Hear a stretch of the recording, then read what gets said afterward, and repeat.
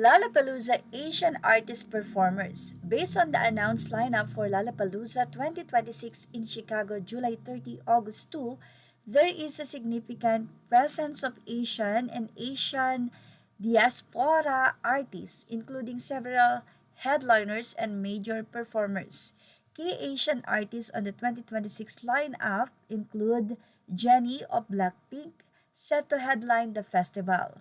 aespa K-pop group, G-Idol K-pop group, YOASOBI Japanese musical duo, SB19 Filipino P-pop group making history as the first homegrown Filipino act to perform at the festival. Ado Japanese singer, Curtis K-pop group making their US festival debut, and Bia Bodubi, Filipina British singer-songwriter. While the full lineup features over 100 plus acts, these are the confirmed Asian artists highlighted for the 2026 Chicago event. Ang nasabing update na ito ay mula sa isang Facebook post na world-renowned. In-announce po nila kung sino-sino nga ba ang mga Asian na sikat na pasok sa Lollapalooza at isa nga dyan ay walang iba kundi ang Filipino Pride SB19. Say pa nila, congratulations to all Filipino right there. Big history for SB19 and good luck for Lollapalooza. Anyway, say ng iba, baka matagal na nga daw ito pero ngayon lang in-announce ng SB bilang surprise. Say pa nila, grabe na yan mga banoa, aiming high na talaga.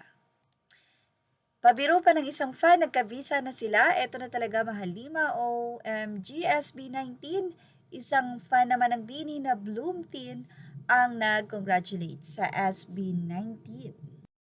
Malaking pagkakataon nga sa SB19 na mag-perform sa Lollapalooza dahil isa na nga itong world-class event.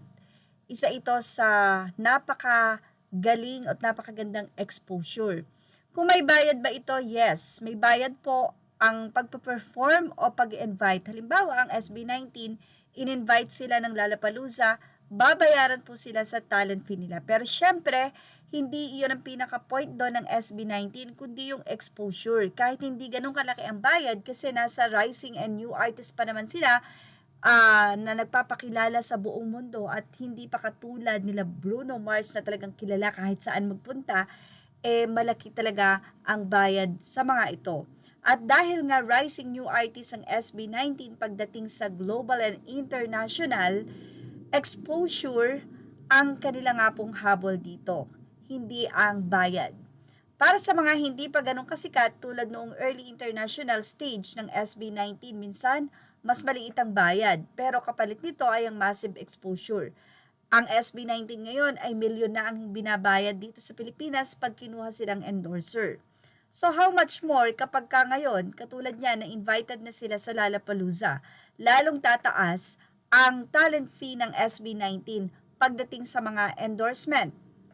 And sagot minsan ng gastos. Ito ay sagot ba ng Lollapalooza ang gastos ng SB19 pagpunta doon? So, depende daw po ito sa kontrata. Pwedeng sagot ng festival o ng management ang flights, accommodation, and production needs. Strategic move. May mga artist na kahit hindi kalakihan ng bayad, tinatanggap pa rin ang offer dahil makakapasok sila sa global market, makakapag-build ng international fan base. So, ang bottom line, yes, may bayad pero hindi lang pera ang kita. Para sa maraming artist, lalo na sa rising acts, mas mahalaga ang exposure at career growth kaysa sa talent fee mismo. Well, ayan po ang mga kasagutan. Ilagay po ang ating komento sa comment section. Kung meron po kayong katanungan, ilagay din po ito. Malay nyo, isa po ang comment nyo sa masama natin sa video. Images are all credit to the rightful owners. Thank you for watching Showbiz Now.